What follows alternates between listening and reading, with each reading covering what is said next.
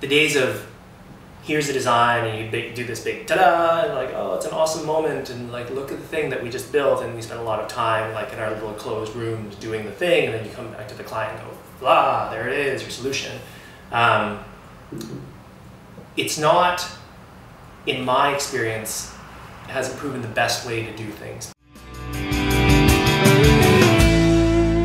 My name is Jerome Valdez. I am a user experience professional. The thing I love about it is it's the mental challenge and the progress, and it's so new every time, right? Like the new methods of interaction and just the volume of information in the world, never mind just like on the little projects. I mean, there will always be, it seems, more information, and the digital age has sort of shown us this exponential growth of information.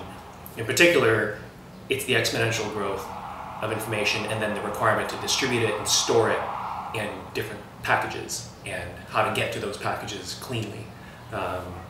So given that trend of increasing information and then the trend of different interaction models, like we have our touchscreen phones and we have some old phones, we have some old computers, some new stuff, tablets. I mean, the challenges are out there, and you know, it's a really young field, and there's a lot still to learn about how to interact with our stuff. I mean, now you have people messing around with the Kinect and using the entire body as an input method, and it's not just a keyboard and a mouse, right? It's your whole body. It's like twisting a head, it's swiping your arm across. It's real, I mean, it's Iron Man mythical stuff, right? It's movie stuff in real life, and sort of they play off each other a little bit. It's cool. It's just exciting as a field to be in, and more dynamic than a lot of fields. The demand is there too, even in this little tiny town of Vancouver. I mean, you look at other bigger centers like the Silicon Valley or New York or London or whatever, and the demand is even greater there than here. I've been lucky as a freelancer, and maybe this is just a personal thing, but I think other IAs are finding it as well, where we don't really have to beat down a lot of doors to get work.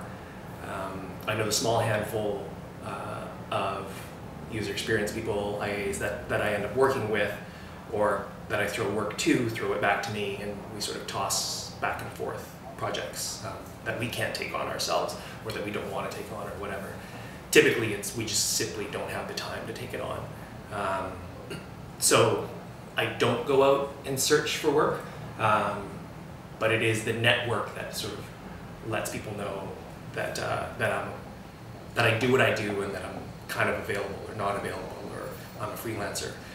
The nice thing about being an IA in this town, and maybe other towns as well, it's not a role that you often have on payroll. Blast Radius is one, but there are not many agencies or companies that have IAs like in-house. But when they have a project that's big enough or important enough to them, they really want that level of thinking. And that's why the freelance sort of space is really nice. You just get in and go, okay, I can consult on this, and then I'm out. Or you can consult to the launch or whatever, but you don't need to be on payroll. You just sort of do your thing, and then you're out.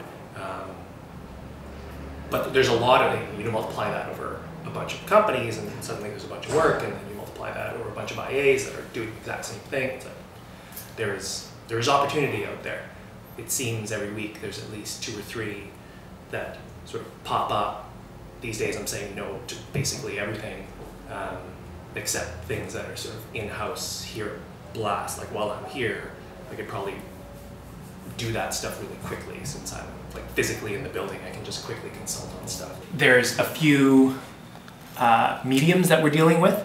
So let's go with the mediums going down this side. So I'll have to do, there's the website, and then there is iPhone and iPad, and then there is Facebook.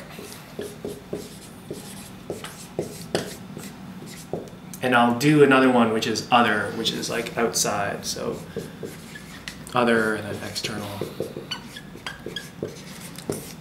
And then we'll go across this dimension. We're gonna go across a little ways. I've been looking for a teaching opportunity for probably a couple of years up to that point, not actively, just like in my head, I'm just like grinding it away, like I would like to teach.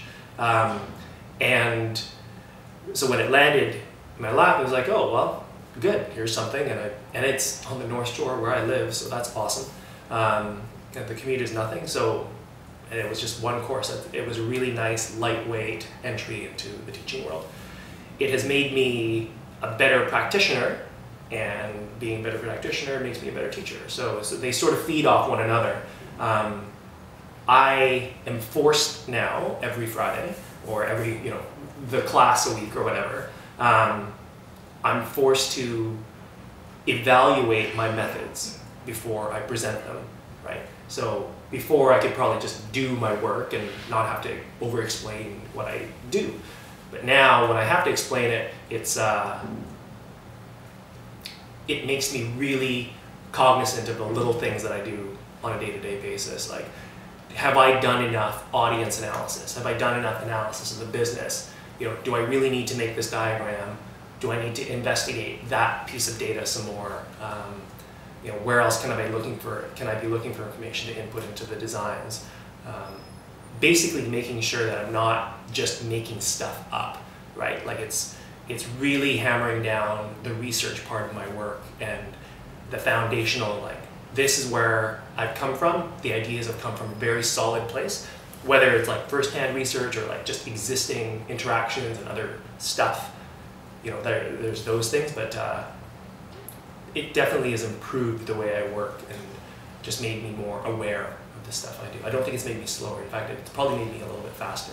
I have see a Facebook post, click on the link that goes to the site. So that's Facebook, that's kind of before I've installed. It's kind of more like an awareness thing. There is kind of a Facebook login thing. Check friends stats, that'll go into post game.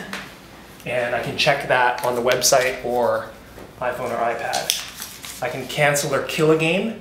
That's kind of, that's post game as well. That's here. You get a your move notification, so that's during game. And that's really between, because you can play in Facebook. So that's here, it's your move. You get a you've been challenged notification. So that is pre-game, and that happens here as well. The main point is grab the idea, put it down, deal with it when I have time and mental capacity to deal with it, right? Just get it out of my head so I can refocus on the task that I'm on right now. It's all about focus, and if I find myself losing that focus, I have to get that thing that's distracting me out of my head. Whether it's pick up milk, right? It might be that, or it might be a project detail. It might be anything, but it's not the thing that I'm working on right now. I gotta get that thing that's not what I'm working on right now out of my head and out of my life until I can deal with you, right? So it's it's whatever physical means. And I have other means as well, like I use OmniFocus, so I use that for the iPad, and I've got the app for it on the computer or wherever.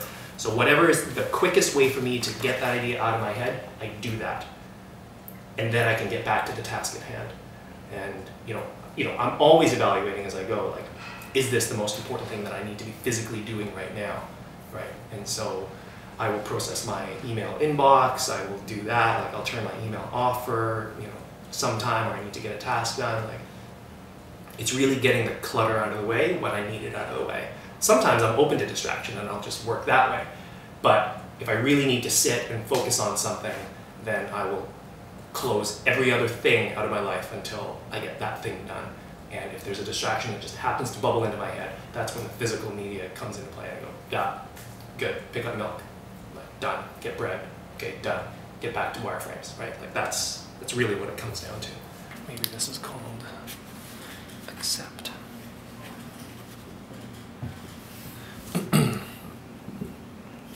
Maybe this is ignore.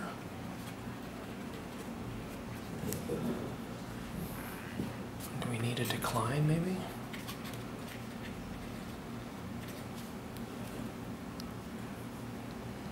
Okay, so there's some buttons here, there might be some actions there. Or I get to another page where it ends up being 3 buttons, and it goes accept, decline. Typically I'm in OmniGraffle. I started in Visio when I was on PC, but then I moved to Mac, and your life got that much better. And my and my life got better after I moved to Mac. The OmniGraffle software is, in my opinion, really, really excellent. Better than Visio in terms like the speed at which I can do stuff, because I iterate, right? Like I throw it out there, I fail quickly, and then I do it again, and I do it again, and do it again, and get better and better and better. Each iteration of that document or the requirement or whatever I'm doing gets more refined, and the speed at which I can work in OmniGraffle is way faster than I ever was able to in Visio. So it's this one or this one. Maybe a bit of both. For now, that's good enough. Take on hard stuff. Take on stuff that you don't really want to take on. Like, be open to whatever learning experience comes in front of you. Like, I have this job for a UI developer, and you do HTML, CSS. Well, I want to be an IA. Well, why don't you just do that job? Because you'll get sort of user experience opportunities when you have to build stuff, right? At the very minimum, you'll be exposed to the guy that's handing you stuff to build, right? Just go take the work that seems reasonable in your field. I mean, I never started as an IA. I never really thought I would ever be that. I never knew it existed until I got here. But now that it does exist, usually for smaller shops, I mean, unless you get into a big shop right away and you're a junior IA, which are few and far between in this town anyways, you'll end up in a smaller place where it's really cross-functional. So you'll end up doing stuff in all these different things. You'll be like a front-end developer. Maybe you'll work in PHP a little bit, but maybe you'll also do front-end designs, right? Maybe you'll do a little visual design. Maybe you'll do a little bit of wireframing or whatever. Maybe you're the guy that actually is in charge of the whole darn thing. So I wouldn't sort of go in thinking, okay, this is what I want to be. I'm going to pigeonhole myself into this particular role, right? If you happen to strike it lucky, and like that's where you land, good. But I wouldn't close doors just because it's not exactly the job that you think you want to be doing in however many years' time. A lot of doors open like randomly whenever you're in a certain place, and the smaller cross-functional teams actually open quite a few more doors, I find, when you get into it. And then I would say, like, the agency work that I do, as in working in digital agencies, is also really valuable. Like, you get a ton of experience, fast, varied. You're forced to deal with different types of businesses, different types of users all the time. You're supposed to think about them as opposed to sort of a single company with a single product where you sort of iterate and do a yearly release or monthly or however your release schedule goes. Like, you're forced to deal with, I'm dealing with Nike one week, and then Microsoft the next, and then some other firm that's totally different, Starbucks another week, right? Like, it's completely different industries, really different users, and really different communication messages. So I think the agency model is good, like, especially early, when you just, all you want is exposure.